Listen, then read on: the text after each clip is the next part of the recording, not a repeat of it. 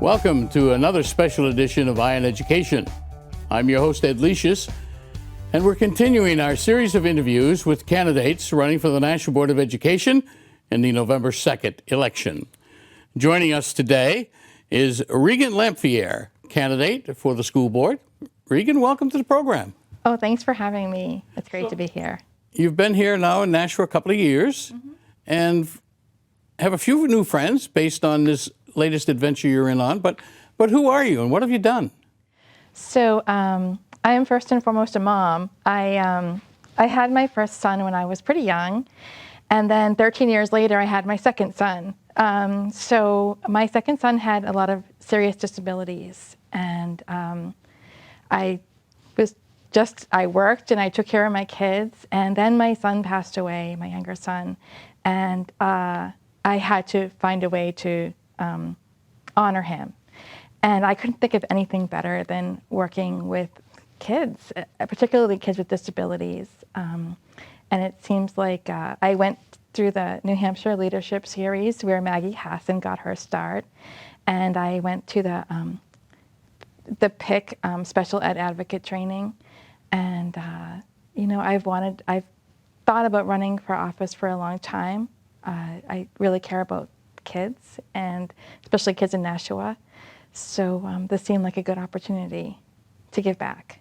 So you picked the school board. Yes. Well, if you're elected, come January, you'll be taking office. And from your time running and looking at the issues, what do you see as the top 3 issues that will be facing the next board? Well, of course, first is the controversy about masking and, the pandemic. And I'm hoping we can get over that pretty quickly, hopefully. And then, of course, redistricting is right around the corner. That could be contentious. And I'm also concerned about the funding of the schools. There are decisions made at the state level that are going to make the next couple of years very difficult for the public schools in the state. I'm on the redistricting committee.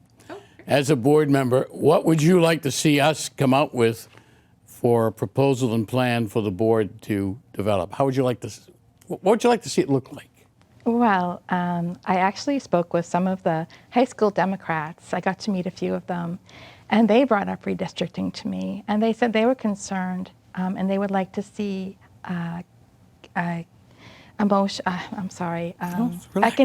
economic as well as racial diversity when the redistricting is done. They said that they see kids when they get up to high school who went to different elementary and middle schools, and they have a completely different experience. And they just think that it would be great if kids in town and the city had an equal experience and got to have the same benefits.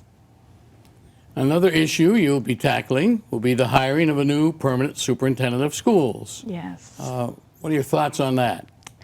I think that we need someone with experience running a large school district, someone with who is a good leader, who gets along well with people, and has a history of getting things done for his district, or her district, I'm sorry. Do you think it should be someone from outside, or should we be looking at candidates within the system now that might have a better knowledge of what's transpired? I think if there was a perfect candidate within the school system, we would have already hired somebody. I feel like we need to find the best person for the job, and we have to go about finding that person, whether it's in Nashua, New Hampshire, or on the other side of the country. Do you think the controversy with what's been done already in the past search that ended up unsuccessful in the end, do you think that might deter good candidates from applying? Yeah, I think so. I think there's a lot of things that would deter new candidates. The Nashua is not a wealthy city, and other schools can pay more than we can, and that's the number one thing. And we have problems with staffing. What would be your approach as one member to the budget in terms of setting a priority as to where the resources are used? Well, I think that the staff is the backbone of the school system. Without the teachers, without the bus drivers and paraprofessionals and the food service and the custodians, there is no school. They are the ones that interact with the students every day, and I think that that's where our money needs to go, first and foremost. Civility is another issue that has been absent from recent meetings. What could you as one person bring to the board to try to address that and return to some normalcy of meetings? Well, I've been a peacemaker my whole life. I don't like drama. I don't like fighting with people. And I just like everybody to get along and do the job that they're there for. I start when I meet someone or when I'm working with someone with treating them with the same respect that I would like myself. And I think that that is a good way to start to form relationships.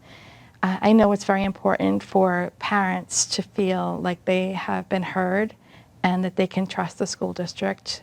The past 18 months have been really difficult for many of the families in Nashua. So I believe that we need to rebuild that relationship. How do you feel your background will help you in doing things like you just mentioned? Well, I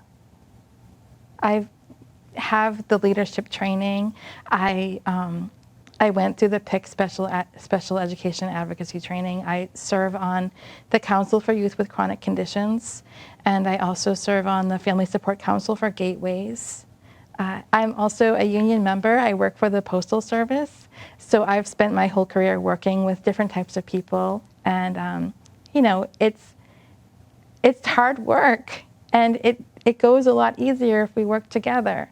So I can see the importance of that. I'm not a go it alone kind of person. If you want to make changes or you want to improve systems, you need to do it as a group. So you're elected and you serve your time, and as you leave the Board of Education, what's the one thing you would like people to say about you or remember you for doing? That I worked hard for the children of Nashua, and I did the best that I could. And hopefully I can make a difference for the better. Now, your son has grown and moved out, but yes. What did he say, if anything, when you told him this was your next step in your career, to run for the Board of Education? My son is very supportive.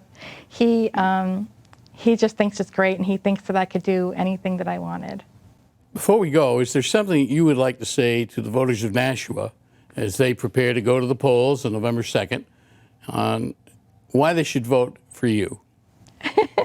I am the best person for the job. I have the dedication and the commitment, and I will always put the children of Nashua first. I hope that you can trust me and that I can earn your vote. Regan Lamphier, thank you for being with us today. Thank you. Good luck. Thanks. And thanks for running. Oh, it's been my pleasure.